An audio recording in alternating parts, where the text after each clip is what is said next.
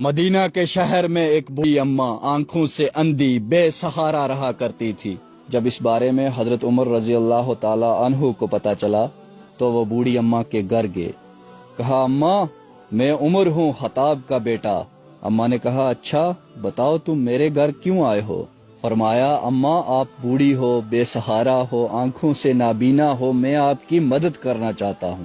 اماں نے پوچھا، آپ میری کیا مدد کرنا چاہتے ہو؟ فرمایا، میں روزانہ آپ کے گھر آیا کروں گا، برتن دھو دیا کروں گا، جھاڑو لگا دیا کروں گا، پانی لا کے دے دیا کروں گا۔ اس بوڑھی اماں نے مسکرا کے جواب دیا، نہیں تم رہنے دو۔ حضرت عمر کہنے لگے، کیوں اماں، مجھے موقع دو، میں آپ کی مدد کرنا چاہتا ہوں۔ بوڑھی اماں نے جواب دیا کہ پچھلے 3 سال سے ایک آدمی روزانہ یہاں آتا ہے اور یہ سارے کام کر کے چلا جاتا ہے۔ حضرت عمر کہنے لگے، آج کے بعد یہ سارے کام میں کروں گا، آپ اس آدمی کو آنے سے منع کر دو۔ تو اماں نے انکار کر دیا، کہا نہیں وہ بہتر ہے۔ حضرت عمر رضی اللہ تعالی عنہ پریشان ہو گئے اور کہا، وہ کیسے بہتر ہے؟ کیا فرق ہے اس میں اور مجھ میں؟ تو اماں نے کہا، بہت فرق ہے۔ تم آتے ہی کہتے ہو میں عمر خطاب کا بیٹا، اور وہ پچھلے 3 سال سے یہاں آتا ہے، میرے ہزاروں کام کر کے چلا جاتا ہے اور اپنا نام تک نہیں بتایا اس نے۔ حضرت عمر رضی اللہ تعالی عنہ پریشان ہو گئے اور سوچنے لگے، آخر کون ہے وہ آدمی؟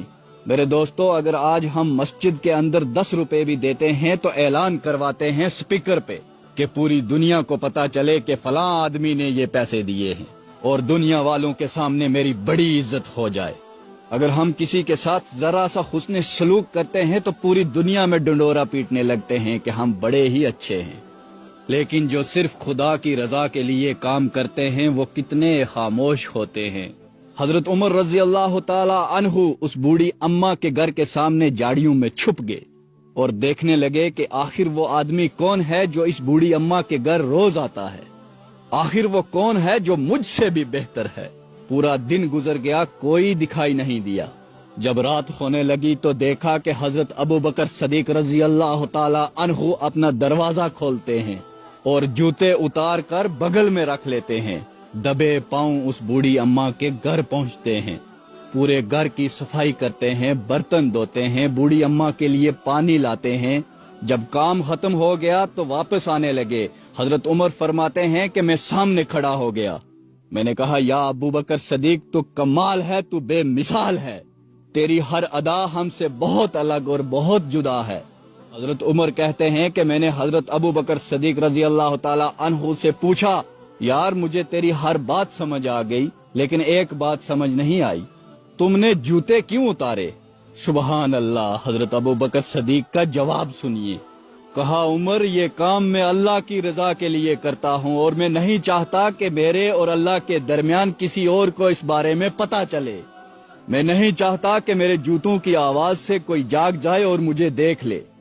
لیکن آج کے زمانے کا حال کچھ یوں ہے کہ ہم جمعے کی نماز پڑھنے جاتے ہیں تو سپیکر پہ مولانا صاحب اعلان کر رہے ہوتے ہیں، فلاں سیٹھ نے ہمیں یہ دیا، فلاں صاحب نے ہمیں یہ دیا۔ استغفر اللہ، اس میں مولانا صاحب کی کوئی غلطی نہیں ہوتی، اس سیٹھ نے بول کے رکھا ہوتا ہے، پیسے تو یہ میں مسجد کے چندے کے لیے دے رہا ہوں، لیکن مولانا صاحب میرا نام پورے شہر میں گونجنا چاہیے۔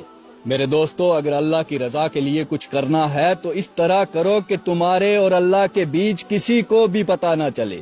عزت دینے والا صرف اور صرف میرا خدا ہے، یہ دنیا والے لوگ نہیں جن کے سامنے ہم دکھاوا کر رہے ہوتے ہیں۔